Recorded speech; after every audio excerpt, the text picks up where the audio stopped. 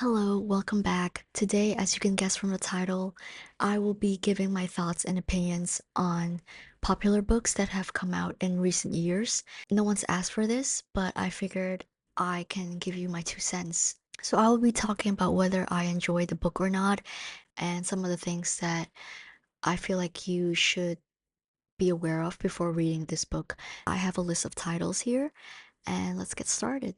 First up, we have Fourth Wing by Rebecca Yarros. It is a fantasy, particularly in the romantasy genre. I went into this book thinking it was going to be a duo, but turns out there will be 5 books in the series, and I do not have the commitment right now to be waiting for a book once a year, so I have only read the first book and I will see what the general review is about the entire series once all the books are published to see if I want to continue. I thought the first book was decent. I do feel like there are a lot of similarities between Fourth Wing and Divergent in terms of all the factions and the different groups in Fourth Wing. I don't remember the terms they used, but yeah, it feels very reminiscent of Divergent. I thought the dragon stuff was really well done. So yeah, a good time, but we shall see if the entire series will be worth it or not. Next, we have Akatar series by Sarah J. Maas. This also belongs in the romantasy genre. I would say I enjoy the Throne of Glass series more by her. Akatar seems a little bit more kind of like trashy fun. I didn't really care for the overlying plot. It feels a little bit corny at times, but I did enjoy A Court of Silver Flames, which is Nesta's book. I know there are a lot of mixed opinions about Nesta as a character, but I have been and will always be a Nesta believer. I feel like she is the most relatable character to me, if that tells you anything. Again, A Court of Silver Flames overall, it is a little too long. I didn't care again for the main plot, but I read it mainly for the healing arc that Nesta went through. So yeah, I really enjoyed that one. But it's been a few years since Akasif came out, and I don't think there are any news about the fifth book. I think I will read it just because I want to know who Azrael ends up with and the story that he goes through. But overall, if you want to read a series by Sarah J. Maas, I would definitely recommend Throne of Glass over the series. Next up, we have The Secret History by Donna Tartt. I briefly touched on this in my previous video. I didn't really enjoy this book just because I read If We Were Villains first, and if someone had told me that If We Were Villains is just basically The Secret History with Shakespeare, I would probably read The Secret History first, but I didn't do that. So when I read The Secret History, it felt a little bit redundant. The writing is still great, but the reading experience was just okay. The next book is I Who Have Never Known Men by Jacqueline Harpman.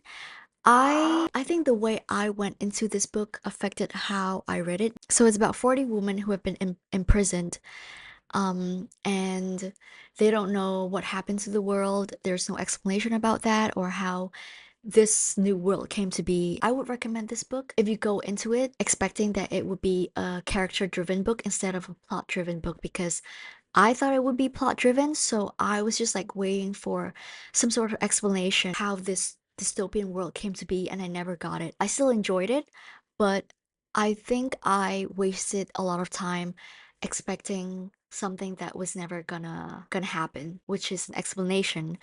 But if you go into it thinking this is gonna be about like just being human and about community, I think you would really enjoy this book. Next up, we have The Seven Husbands of Evelyn Hugo by Taylor Jenkins Reid. I thought this was a well written book, but would I recommend this, or do I like this book more than her other books? No. I think this book is as equally good as her other books. This would not be the first book I would recommend by this author. All her other books are very well written and very engaging. I enjoyed Daisy Jones and the Six and also One True Loves by her, which was the book that made me want to read her entire bibliography. Next book, we have The Cruel Prince by Holly Black, and this is, I think, a trilogy. I did finish the entire trilogy. I see this book a lot on booktok, and people are like, oh my god, this is enemies to lovers. It's not. There is a romance element in the series, but overall, I feel like it's more political fantasy than it is like a romantasy. And I went into it thinking it would be enemies to lovers, and on that front, it did not deliver. But I feel like if you go into it just expecting fantasy with romance elements, I feel like you would enjoy it.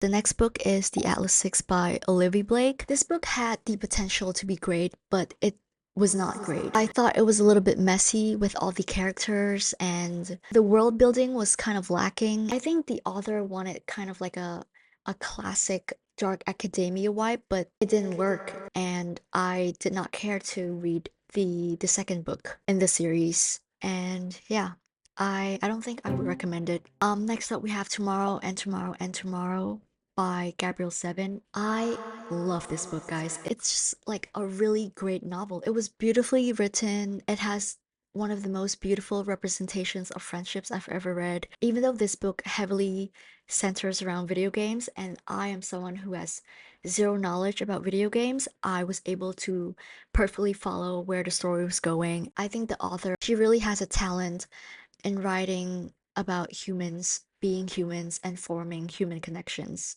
It was very well done. I would recommend it. Next book is Song of Achilles by Madeline Miller. I thought this book was alright. There are some parts where I find myself being bored and I'm just like nothing is happening, but I do like the ending. I like how even after one character died, the story was still told in his perspective and we can kind of oversee what was going on and kind of follow his ghost POV, you know? Next up, we have Six of Crows and Shadow of Bone trilogy by Leigh Bardugo. I would recommend Six of Crows. I would not recommend Shadow and Bone. I felt like the main character was a little bit unbearable, and I struggle reading about main characters who have a hero complex. Like, I don't care for that. Like, give me flawed characters. Give me characters who don't want to save the world. Next up, we have The Invisible Life of Addie LaRue by Victoria E. Schwab. This book, again, had the potential to be great. The synopsis was what pulled me into reading this book, and it didn't quite deliver. I feel like it could be great, but it wasn't. I'll just leave it at that. And last but not least, we have The Poppy War by R.F. Kuang. This is again a trilogy.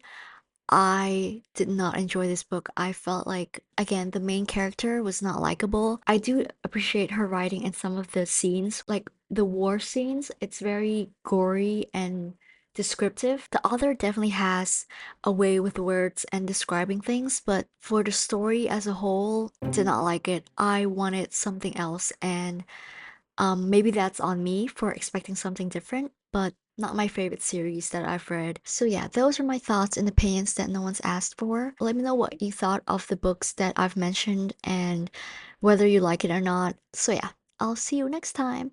Bye!